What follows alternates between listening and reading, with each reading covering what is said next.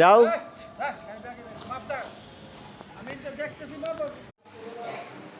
আজকে একটা নাটকের জন্মদিনের একটা সিন আছে।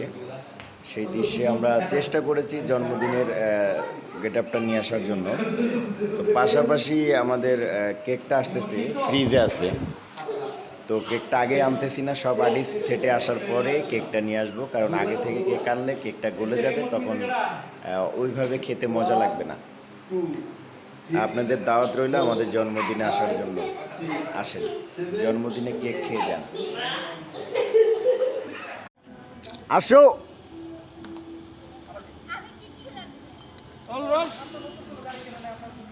কোথায় থেকে